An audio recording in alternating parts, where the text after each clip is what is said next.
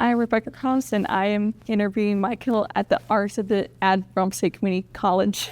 How did you apply and receive the grant?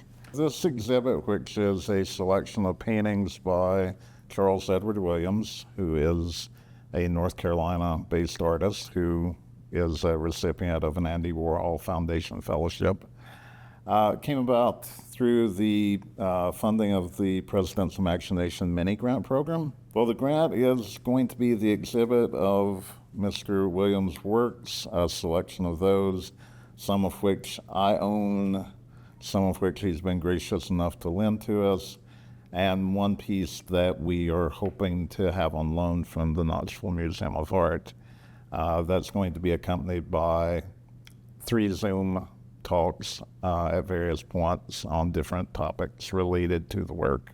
Why is it important to display African American art at Roane State? Well, given our demographics, that our service area is 95% white, I think it's important for us to make every effort we can as an educational institution to expand people's horizons. And showing work from outside the dominant culture in the area is one way to do that. A piece like this, which this is called Watts Riot 1964, it's a very uncomfortable piece to look at, very uncomfortable piece to own.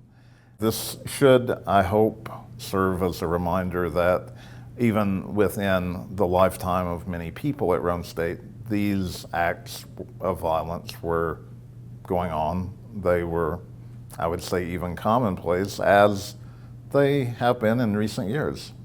And so it's clearly making a statement, but it's also drawing on an art historical background. The hands, for instance, his fist that is clenched is actually taken directly from Goya's etchings of the horrors of war. Tell us about this piece of art. Okay. This is the first piece that I bought from Mr. Williams. And you can tell that the mood is much different. It's still a monochromatic work. This is oil paint on mylar, which you may be familiar with from mylar balloons, the kind that are sold in grocery stores for people's birthdays. So it's a very interesting medium because it's slick, and so we have, again, a very different texture, and I love the fact that while using very simple hues, he's also creating a world of texture. And this is a study for a portrait of Robert Smalls, who is one of my heroes. He was enslaved in South Carolina while aboard a ship.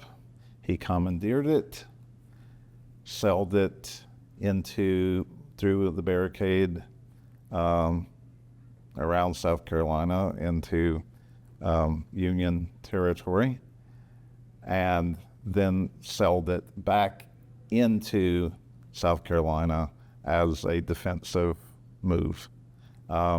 So he was a black war hero and did this through his own volition, his own initiative. And after the war, during the period of Reconstruction, he was also a member of the House of Representatives from South Carolina. So you can see that Charles is using a wide variety of subject matter within the African American experience, both celebrating the accomplishments of someone like Smalls and also documenting the violence and oppression of the 20th century and making a statement across the board that the situations largely have not changed over, a period of 100 years or more. One of the questions in the interview was, why did I feel like it was important to show work by African American artists at Roane State? And tell me tell me what you think about my answer. You can, maybe get into the conversation with me. Yeah. I said that given our demographic, which is 95% white, that I felt there was almost an obligation to introduce people to work outside their own culture, and to, especially given the theme of the show, I see myself in them, to get them to step outside their own identities and to look at the world through a different lens. Absolutely. Yeah. So, my God, I think, it's a loaded question, but I also think that it's an important question, and here's why it's loaded first. I'll answer it by this. It's a loaded question because, when we think about the construct of our history, the things that were put in place to put labels on us, to categorize us. When I say us, that means humans.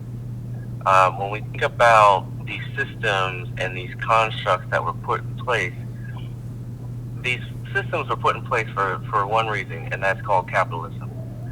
And so when racism is introduced, or segregation is introduced, or some of these traumatic things that happen to humans are introduced, what happens is that you get all of these different complexities that just headbutt each other, right?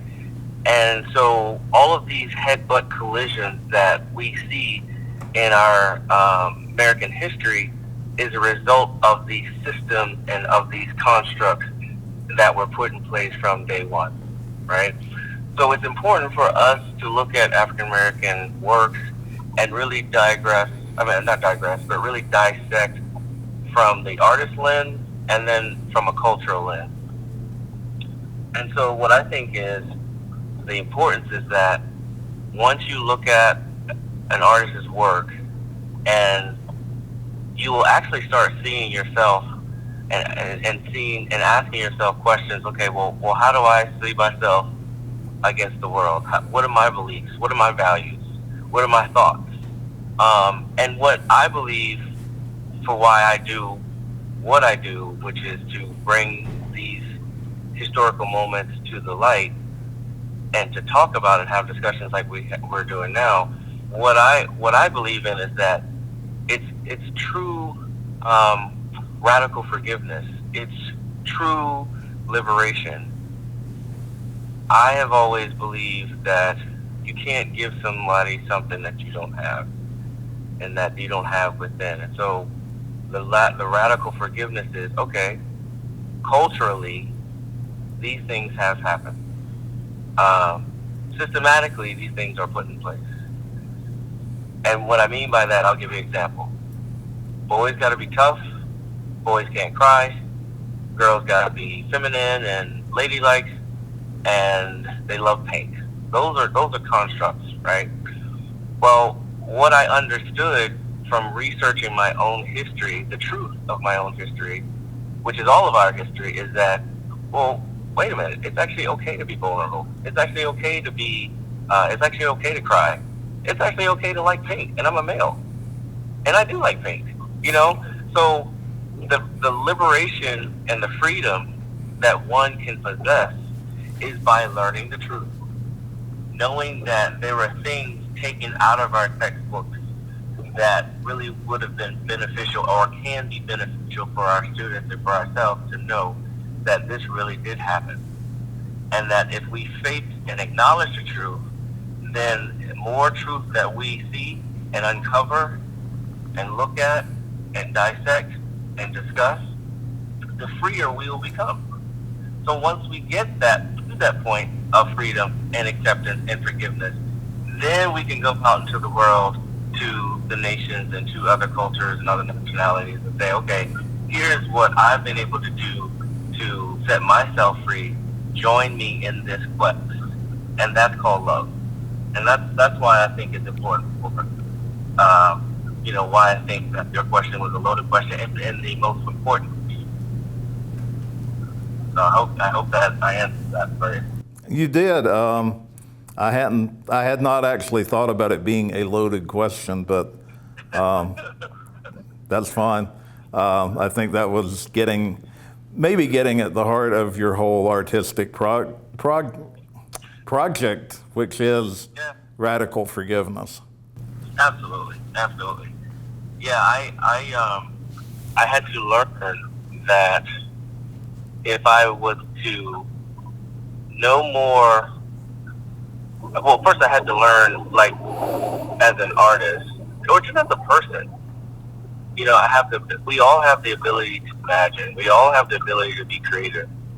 We all have the ability to discover, right? But it is within the discovery that we have to be submissive and accept what truth is. Think about how much closer as a society we could become. Because it's like we're not running away from the truth. We're actually like coming together collectively to understand what actually happened, like from the facts. Nothing emotional, but the factual.